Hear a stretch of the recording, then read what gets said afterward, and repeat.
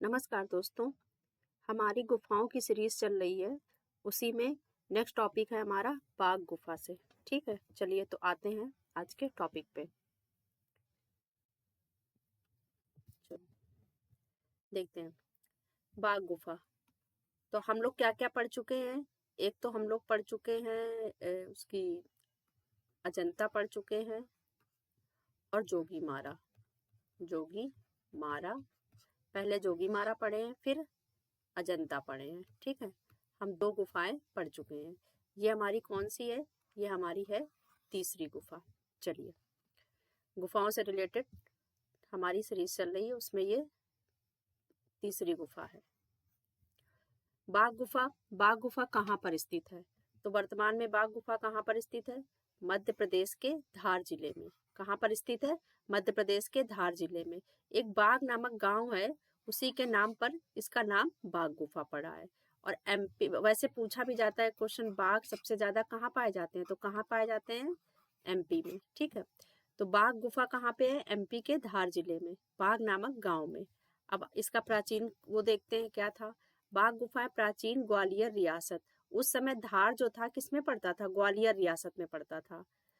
उसी के पास विंध्याचल पर्वत को काट कर बनाई गई 4वीं-5वीं शताब्दी की ये गुफाएं हैं। ठीक है, तो ये गुफाएं कब की हैं? 4वीं-5वीं शताब्दी की हैं। फिर से देख लेते हैं इसे जरा सा। हाँ, बाघ गुफाएं क्या है, ये कहाँ पर स्थित है? सबसे पहले पूछा जाता है कहाँ पर स्थित है, तो धार जिले में। धार जिला कहाँ पे आता है? एमपी का। ये कहाँ का है? एमपी, मध्य प्रदेश का। चलिए, तो वैसे क्वेश्चन पूछा नहीं गया प्राचीन ग्वालियर रियासत वाला, लेकिन देख लेते हैं। बाघ गुफाएं प्राचीन में समय में कहाँ पे आती थी? तो ये आती थी ग्वालियर रियासत में। ठीक है, कहाँ पे आती थी? ये ग्वालियर रियासत में। और कौन से पर्वत पे है ये पूछा गया है। विंध्याचल पर्वत को काट कर बनाई गई है। और सब ये समय पूछा गया। समय में वैसे बहुत इसमें वो है। ठीक है, कई विद्वानों ने कई अलग अलग समय माना है, लेकिन लास्ट में एक कंक्लूजन के आधार पर यही माना जाता है कि ये समय कौन सा है? 4वीं-5वीं शताब्दी। बाघ गुफा का गुप्त काल का सर्वश्रेष्ठ उदाहरण है। जो बाघ गुफा है वो गुप्त काल की सर्वश्रेष्ठ उदाहरण है। ठीक है, गुप्त काल वैसे भी सबसे ज्यादा श्रेष्ठ था कला के क्षेत्र में। ठीक है, तो बाघ गुफा गुप्त काल का सर्वश्रेष्ठ उदाहरण है। आगे देखते हैं। बाघ गुफा के निर्माण काल में, मतलब इसका जो समय है, समय से रिलेटेड अनेक विवाद हैं, जिसमें से इन गुफाओं को अलग अलग रचनाकाल निश्चित करना कठिन हो जाता है। ठीक है, इनके विषय में काफी विवाद है। चलिए, लेकिन अगर समय पूछा जाएगा तो आप क्या लगाएंगे? ऑप्शन दिए होंगे तो 4वीं-5वीं शताब्दी। अब देखते हैं, नदी पूछी जाएगा कि ये जो नदी किस नदी के तट पे है, तो ये कौन सी नदी के तट पे है? ये है बाघनी या बागमती नदी के तट पे है। और इसकी सहायक कौन है? इसकी सहायक नदी है नर्मदा। ठीक है, तो ये क्वेश्चन पूछा जाएगा कि जो बाघ गुफा ये किस नदी के तट पे है? तो बाघनी या बागमती नदी के किनारे स्थित है। और ये किसकी सहायक है? तो ये नर्मदा की सहायक है। प्राचीन काल में इस गुफा का नाम क्या था? तो कलयन या कलायन था। क्या था? कलयन या कलायन। इसे स्थानीय लोग 5 पांडव के नाम से भी पुकारते हैं। बाघ गुफा की लंबाई 750 फीट है। चलिए आगे बढ़ते हैं। ये किस काल की है?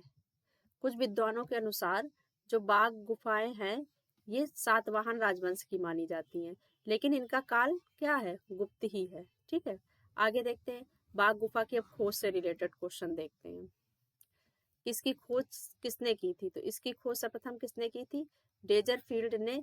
इसे डेजरफील्ड ने मुंबई में प्रकाशित साहित्यिक पत्रिका में विनिमय संघ में छपवाया था। एक पत्रिका थी, साहित्यिक पत्रिका विनिमय संघ।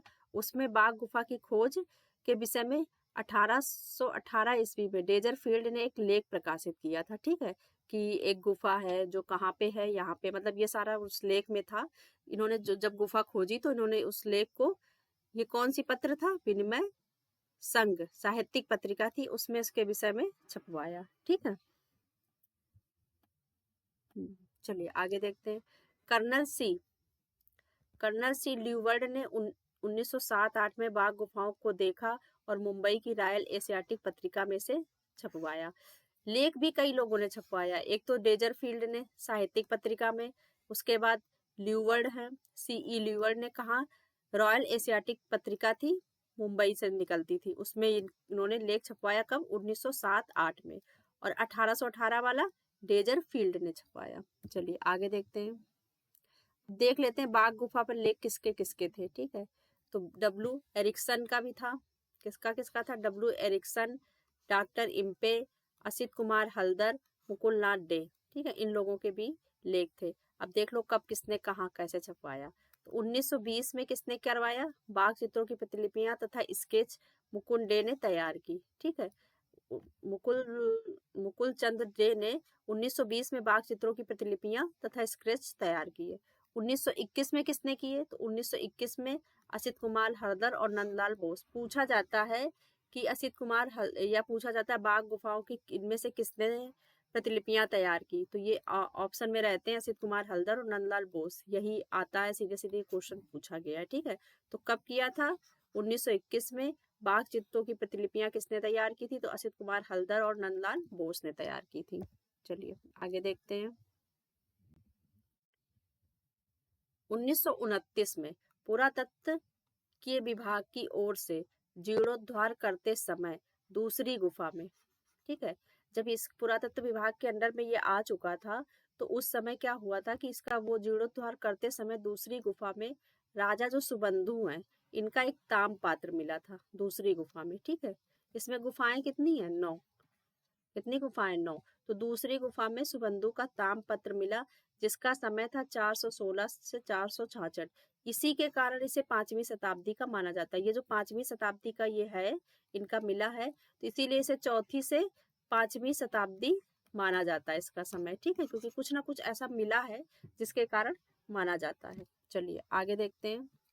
बाघ चट्टानों को बाघ चट्टाने जो है वो किस प्रकार का पत्थर है? उनका पत्थर क्या है? मुलायम है, जिसके कारण यहाँ लेख नहीं लिखे जा सकते। मतलब मुलायम पत्थर में कुछ भी लिखेंगे खरोचेंगे तो वो टूट जाएंगे, नहीं लिखे जा सके, ना ही इनकी मूर्ति का निर्माण हो सका। अंततः चित्रकला सबसे उपयुक्त माध्यम रहा। तो यहाँ पे क्या है? मूर्ति कला और लेख नहीं यहाँ से मिले, क्या मिला है? यहाँ से चित्रकला के ही मतलब साक्ष्य मिले हैं। चलिए आगे देखते हैं। अब ये क्वेश्चन एक और पूछा जाता है कि जो बाघ गुफाएं थी ये क्या थी? मतलब महायान बौद्ध धर्म से संबंधित है। ये जो बाघ गुफाएं किस किस बौद्ध धर्म में भी किससे संबंधित है? तो महायान बौद्ध धर्म से संबंधित है। ये बौद्ध धर्म का प्रमुख केंद्र रहा है। बौद्ध गुफाएं भिक्षुओं के आवास हेतु बनाई गई थी। ये किसके लिए बनाई गई थी? भिक्षुओं के आवास के लिए बनाई गई थी। ठीक है, निवास स्थान था इनका। बौद्ध गुफा में बौद्ध चित्रों के साथ साथ भौतिक जीवन से संबंधित चित्र भी मिले हैं। देखिए अजंता भी बौद्धिस्ट है, बौद्ध धर्म से ही रिलेटेड है, लेकिन वहां पे क्या है? सिर्फ बौद्ध धर्म में मतलब कि जो बुद्ध हैं उनके और उनके मतलब कि जातक कथाओं के ही चित्रण हुआ है। लेकिन जो ये बाघ गुफा है इसमें ऐसा नहीं है, ये भी बौद्ध धर्म से ही जुड़ी है, लेकिन यहाँ पे क्या है? बौद्ध चित्रों के साथ साथ भौतिक जीवन से संबंधित चित्र भी मिले हैं। जबकि अजंता में क्या हुआ है? गुफा के चित्रों का विषय केवल धार्मिक जीवन से था, जबकि यहाँ पे क्या है? यहाँ प्राकृतिक भी है। यहाँ प्राकृतिक का भी अंकन हुआ है, प्राकृतिक चित्रों का भी अंकन हुआ है, भौतिक का भी हुआ, जीवन के भौतिक का भी हुआ, बौद्ध चित्रों का भी हुआ, तीनों का हुआ है। ठीक है, लेकिन अजंता में केवल बुद्ध के जन्म और जन्मांतर की कहानियों का ही हुआ है। बाघ गुफा किस धर्म से संबंधित? जब धर्म की बात आएगी तो किससे संबंधित है? बौद्ध धर्म से। चलिए आगे देखते हैं। बाघ में कुल कितने गुफा मंदिर है? मतलब ये कितने भाग है? बाघ गुफाओं में कितनी गुफाएं हैं? तो 9 है। ठीक है, ये सभी गुफाएं क्या है? बिहार गुफाएं हैं। ठीक है, ये सभी क्या है? बिहार है, क्योंकि बौद्ध धर्म के जो भिक्षुक थे उनके रहने का स्थान था। इन 9 गुफाओं में से 1 से 5 तक में ही चित्र मिले हैं। 1 से जो 5 हैं इनमें चित्र मिले हैं, बाकी जो 6, 7, 8 हैं इनमें इनमें आगे जाने का मार्ग ही नहीं है। ठीक है, गुफा के मार्ग मतलब आगे जाने का जो मार्ग होता वही नहीं है, तो फिर पता ही नहीं चल रहा कि आगे जाएं उसमें देखें तो। ठीक है, तो वहां पे कुछ पता नहीं चला है। तो वैसे पता है कि इतने पार्ट्स में है गुफाएं, लेकिन 1 से 5 में ही चित्र है, बाकी इसमें मार्ग अवरोध हो गया है। आगे देखते हैं, हर गुफा में देखते हैं क्या क्या है। बाघ की जो एक गुफा है उसे किस नाम से जानते हैं? तो वो ग्रह गुफा है। किस क्या कहते हैं? ग्रह गुफा या महास्थपित या मठाधिकारियों का निवास स्थान। कोई मूर्ति या चित्र नहीं मिला है इस गुफा में, लेकिन क्या है? कोई मूर्ति और चित्र नहीं मिला है। बौद्ध भिक्षुओं के निवास के लिए बनाई गई पहली गुफा का क्षेत्रफल कितना है? 23 फीट बाई 14 फीट। ठीक है, तो ये इंपॉर्टेंट है। ये ग्रह गुफा थी, महास्थित थी, यहाँ पे कोई चित्र या मूर्ति नहीं मिली है, ये सिर्फ निवास स्थान था। चलिए अब अब देखते हैं 2। जो दूसरी गुफा थी वो किस नाम से जानी जाती थी? तो जो दूसरी गुफा थी वो किस नाम से जानी जाती थी? गुसाई या पंच पांडव? किसी समय पूर्णता चित्रित थी, लेकिन अब कुछ भी चित्र उपलब्ध नहीं है। ठीक है, 2 में भी कोई चित्र पहले चित्रित थी क्योंकि उसके कुछ अंश दिखाई देते हैं, लेकिन अब कोई भी चित्र पूरी तरह से नहीं समझ में आते हैं। भाग 3, गुफा का नाम क्या था? हाथी खाना या हस्ती खाना? ठीक है, भगवान बुद्ध के कुछ चित्र यहाँ पर मिले हैं। तो गुफा 3 में भगवान के बुद्ध के कुछ चित्र मिले हैं, 2 में कोई चित्र नहीं मिला है।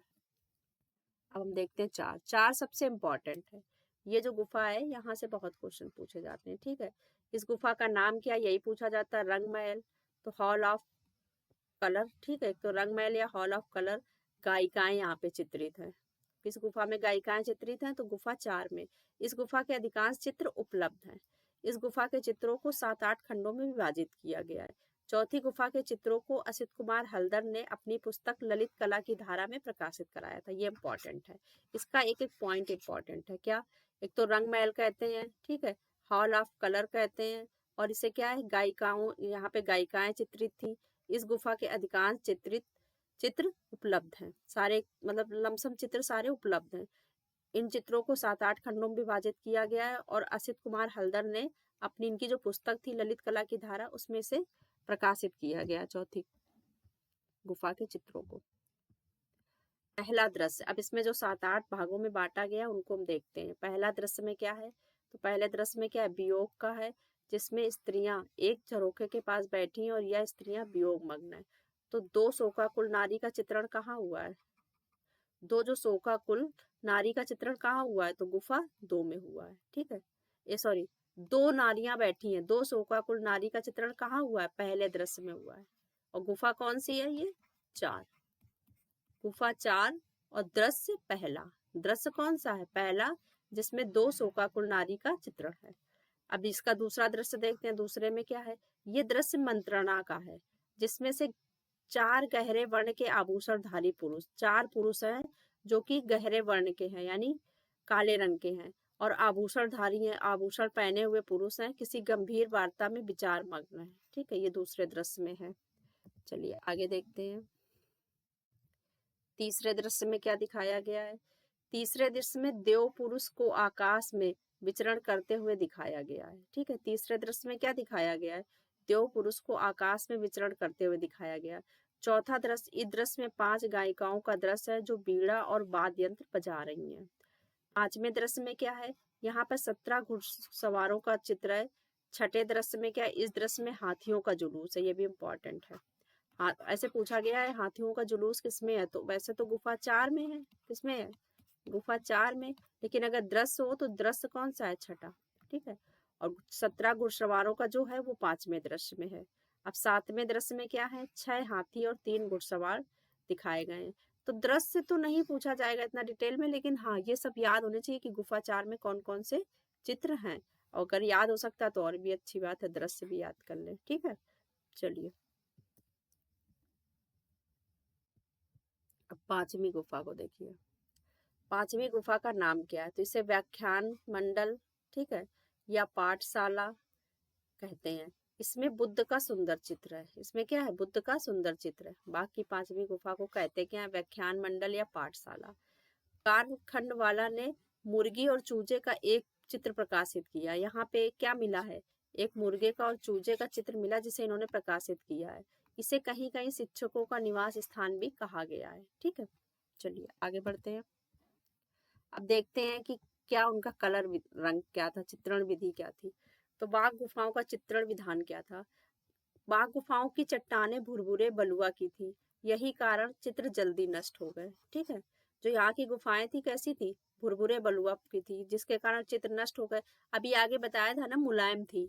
बाघ गुफा के भित्तियों पर चूने का प्लास्टर, जो भित्तियां थी उन पे क्या किया गया? चूने का प्लास्टर चढ़ाकर टेम्परा रंग से चित्रण किया गया, जिसमें ग्लू रंग यानी गोंद मिश्रित रंग से चित्रण हुआ है। ठीक है, तो क्या हुआ है? टेम्परा विधि का हुआ है।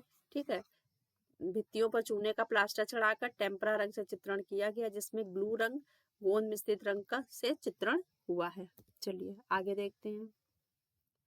बाघ गुफा के चित्रण की विधि अजंता से मिलती जुलती है। कई जगह क्या होता है, कुछ जगह बाघ गुफा की मिलती, क्योंकि दोनों बौद्ध धर्म से ही है तो मिलेगी। इन गुफा में रंगों को पीस कर उसमें गोंद मिलाकर चित्रण किया गया। क्या किया गया, इन रंगों को पीस कर और उसमें गोंद मिलाकर चित्रण किया गया है। बाघ गुफा में पहले क्या किया गया, रेखांकन, फिर स्थानीय रंगों से समतल को भरा गया है। ठीक है, कौन कौन से रंग है, काले, सफेद और हिरोजी रंग से उत्तम आलेखन बने हैं। आलेखन किस रंग से बने हैं, काले, सफेद और हिरोजी रंग से। गहरे तथा विरोधी रंगों का प्रयोग हुआ है, लेकिन मुख्यतः लाल, पीले और नीले रंग का मुख्यतः प्रयोग हुआ है। ठीक है, ये तो हो गए कलर से रिलेटेड क्वेश्चन। अब आगे देखते हैं। बौद्ध धर्म के साथ साथ जीवन के विभिन्न पक्षों का भी चित्रण मिलता है तथा प्रकृति का भी चित्रण बाघ गुफा में मिलता है, तो ये इम्पोर्टेंट है इसका। ठीक है, भारतीय पुरातत्व विभाग ने बाघ की अनुकृतियां बनाने का कार्य दिया था। किसे दिया था, देखिए वैसे तो बहुत लोगों ने बनाई, लेकिन जब पुरातत्व विभाग ने किसको दिया था, पुरातत्व विभाग ने दिया था असित हलदर को, नंदलाल बोस को, समरेंद्र नाथकर को, ए बी भोसले। ये भारतीय थे। ये कौन थे, भारतीय थे जिन्होंने अनुकृतियां तैयार की थी। बाघ की प्रतिलिपियां 1982 में यहाँ संरक्षित की गई हैं। जो बाघ की प्रतिलिपियां बनी थी वो कहाँ पे संरक्षित हैं, तो कब की गई, तो 1982 में। और कहाँ पे है, तो ग्वालियर दुर्ग के किले में। ठीक है, गुजरी महल या मृगनयनी महल में सुरक्षित है। गुजरी महल या मृगनयनी महल एक ही है, इसमें सुरक्षित है ग्वालियर दुर्ग में। ठीक है, गुजरी महल का निर्माण किसने किया था, राजा मानसिंह ने कराया था। अब देख लेते हैं आगे। गुफा चित्रांकन गुप्त काल से संबंधित है, केवल बाघ और अजंता में ही मिलता है। गुफा चित्रांकन, हाँ देखो, एक तो गुफा चित्रांकन कहाँ है, तो गुप्त काल में। जो गुफा चित्रांकन है वो केवल किस में मिलता है, केवल बाघ और अजंता में ही मिलता है। बाघ गुफा में अजंता शैली का प्रभाव है। चलिए आगे देखते हैं। बाघ गुफा के सभी चित्र एक साथ ही एक समय में, अब ये अंतर है, बाघ और अजंता में क्या सिमिलरिटी है, क्या अंतर है, यही ये कुछ पॉइंट है। तो बाघ गुफा के सभी चित्र एक साथ एक ही समय के बने प्रतीत होते हैं। ठीक है, इनका मतलब बहुत ऐसा नहीं लगता कि बहुत लंबा समय है, क्योंकि चौथी पांचवी शताब्दी के बीच के ही हैं। ठीक है, तो ये एक ही समय के बने प्रतीत होते हैं। जबकि अजंता में क्या है, 800 वर्षों के दौरान बने, 850 वर्षों के दौरान ये चित्र लगभग बने हैं। बाघ चित्रों में क्या है, बौद्ध धर्म के साथ जीवन के विभिन्न पक्षों का चित्रण है, जबकि अजंता में केवल बुद्ध धर्म के जन्म जन्मांतर की ही कथाएं। अब बाघ में क्या है, बौद्ध धर्म के साथ साथ जीवन के विभिन्न पक्षों का भी चित्रण हुआ, लेकिन अजंता में केवल बुद्ध के जन्म जन्मांतर की ही कथाएं हैं। आगे देखते हैं। अजंता और बाघ दोनों में ही नारी के आध्यात्मिक शारीरिक सौंदर्य का चित्रण हुआ है। अब ये दोनों में एकता है, मतलब एक रूपता है। ठीक है, क्या है, अजंता और बाघ दोनों में नारी के आध्यात्मिक और शारीरिक सौंदर्य का चित्रण हुआ है। ठीक है, तो ये बाघ से रिलेटेड हमारा वीडियो था। चलिए तो मिलते हैं फिर नेक्स्ट टॉपिक में। धन्यवाद।